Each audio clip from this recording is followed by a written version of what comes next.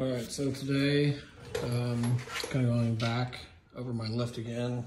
Previously, talked about how I added the Pro suspension with a 1/4 inch top plate, and I ended up with about 2 1/4 inch lift with the Eibach coils made for the Pro.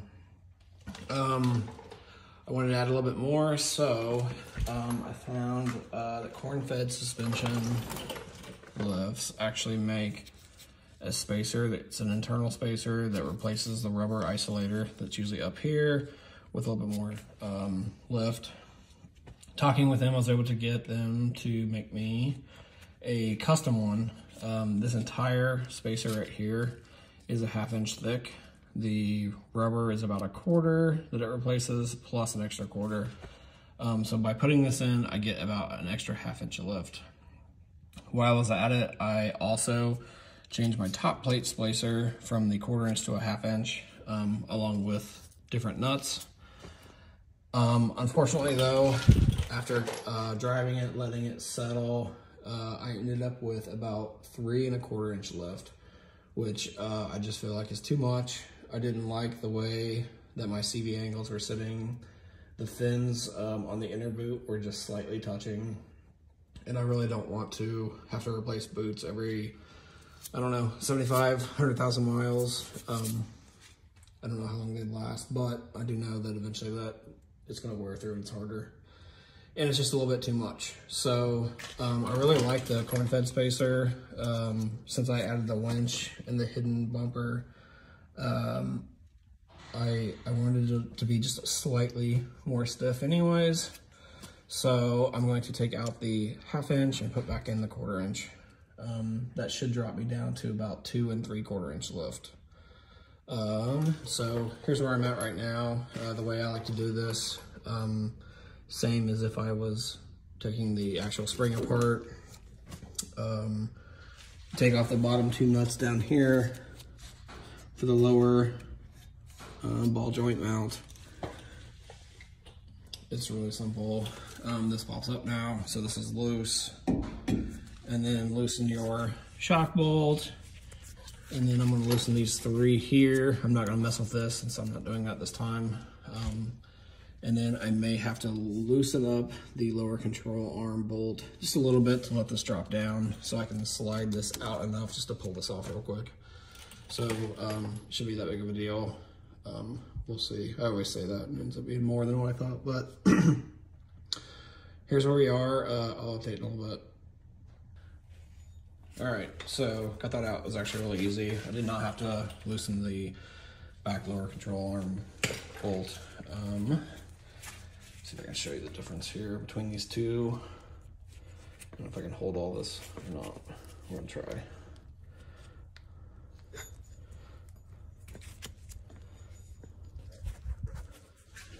So there's the 1/4 inch.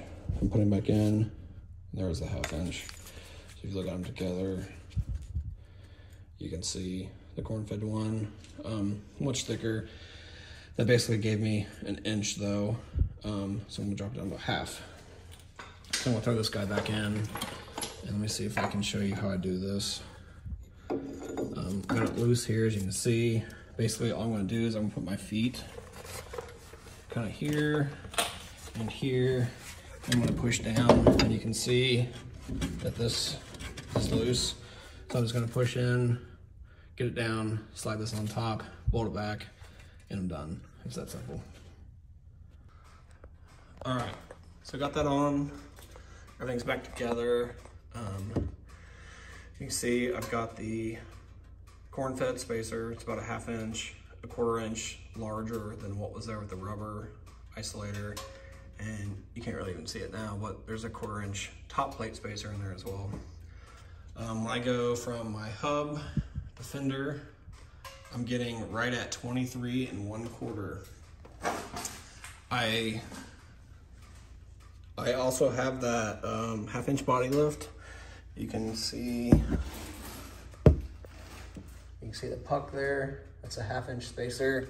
So 23 1/4. If you take off that 1/2 inch, that is more like really 22 3/4. And if we say that the average 4Runner hub to fender measurement is about 20, that puts me right at 2 3/4 inch lift, which is what I want exactly.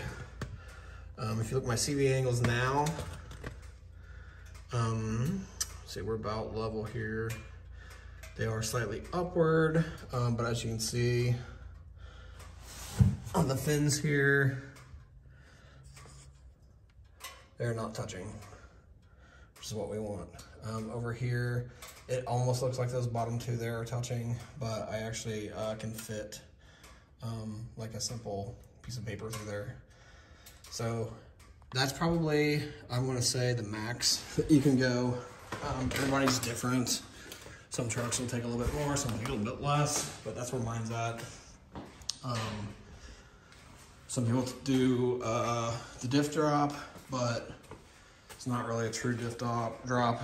If it's anything like Tacoma's, it just kind of angles the front down a little bit. So yeah, you get a little bit. I think actually I have the RCI skids. I think it's made to accommodate that. So I potentially could put it in there. We'll see down the road. Kind of monitor it for the next few days. See if it sells anymore. I doubt it will. It shouldn't, because it didn't mess with the springs. What I'll need to figure out is the back. The back I'm right at like 25. I think stock was, fronts are usually around 20 and the backs are usually about 22. So I'm close to a 3-inch lift in the back, which is a little bit much. I don't want that much.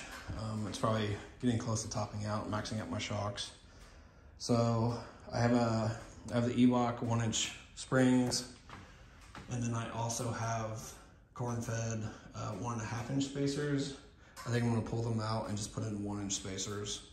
I did have 1/2 inch in, but since I just went up in the front a little bit, I like a little bit of rake, which actually I really like where it's at right now, but for the sake of a little bit better ride, I'm gonna jump the back down about a 1/2 inch. So that's where we're at. 34s, which as we talked about are not really 34s, but they're the 34x10s, 1050s on a 2 3/4 inch lift in the front and close to a 3-inch lift in the back, along with a 1/2 inch body lift. That's where we're at. And I think that's about where we want it. We'll see. Next tires might go for 275/75s, which are more true 34s. I even thought about maybe even looking at 35s. We'll have to do a body mount chop. That's it for now.